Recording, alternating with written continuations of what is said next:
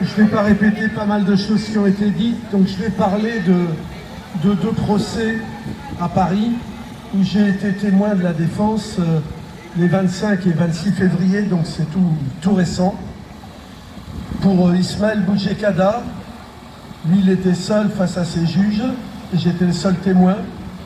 Et pour Olivia Zemmour, présidente de Euro-Palestine, et là on était 4 témoins de la défense. Outre moi, il y avait Itamar Greenberg, qui est un objecteur de conscience israélien. Il y avait Raphaël Maison, qui est professeur émérite de droit international. Et il y avait Ronnie Broman, de Médecins sans frontières, qu'on n'a plus à présenter. Ce que je peux vous dire, c'est que tout est pipé dans ces procès. Tout est pipé à cause de la loi. Il y a eu en 2014 l'inscription du terrorisme et de l'apologie du terrorisme dans le droit pénal, alors que jusque-là, c'était le droit de la presse. Et en fait, c'est utilisé systématiquement. Il y a eu des centaines de plaintes qui ont été déposées contre des militantes et des militants, juste immédiatement après le 7 octobre 2023, pour apologie du terrorisme. Et c'est facile d'être accusé d'apologie du terrorisme. Nous autres, Union juive française pour la paix, nous sommes accusés pour un communiqué où il était écrit que résister à l'occupation est légitime. Mais évidemment, dans le droit international tel que eux l'interprètent, l'Union européenne a décrété que l'ensemble des groupes armés palestiniens, y compris les brigades Al-Aqsa qui sont issues du Fatah, que tout le monde était terroriste, donc que tous les Palestiniens sont terroristes et que par conséquent, soutenir les droits du peuple palestinien, c'est l'apologie du terrorisme. Il y a eu une algarade assez importante dans le procès Olivia Zemmour entre Raphaël Maison, qui expliquait que le droit français et le droit européen violent délibérément le droit international, que la Cour internationale de justice, que la Cour pénale internationale parle de génocide, mais là encore tout est pipé. Eux peuvent porter plainte à n'importe quel moment contre nous, et nous ne pouvons pas porter plainte. Par exemple, nous avons posé la question, quand le grand rabbin Haïm Korsia dit qu'Israël doit finir le travail à Gaza, nous ne pouvons pas porter plainte. Il n'y a aucun article qui nous permette de le faire. Quand sur CNews, tous les jours, ils font l'apologie des meurtres, des 100 000 morts, 200 000 morts qu'il y a à Gaza, en disant qu'il n'y a pas d'innocents, on ne peut pas porter plainte, il n'y a rien dans la loi qui le prévoit. Donc, il faut le savoir quand même, c'est l'ensemble de ce système politique, juridique et médiatique qu'il va falloir abattre. Et je vais parler justement de...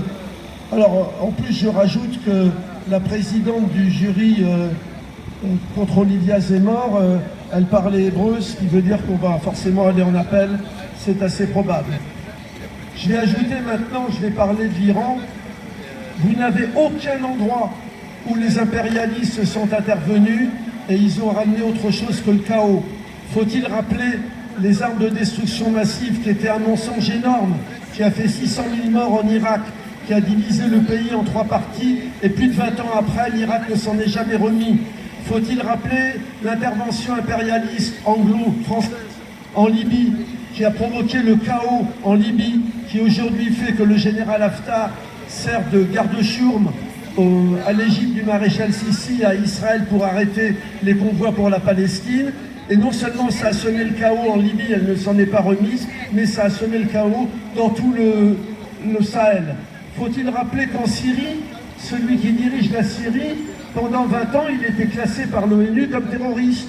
Ah mais là, c'est à géométrie variable, maintenant c'est un ami des impérialistes, il n'est plus classé comme terroriste.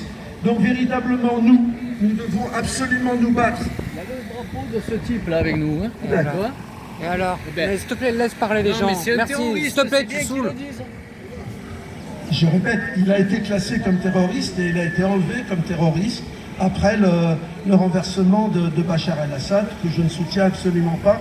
La seule chose que je dis, c'est que le vocable de terroriste est un vocable à géométrie variable. Donc il y a une seule solution pour nous, c'est d'essayer d'imposer le droit. Et le droit, ce sont les peuples et c'est nous. Je terminerai en disant que les nouvelles que nous recevons de Gaza sont tristes.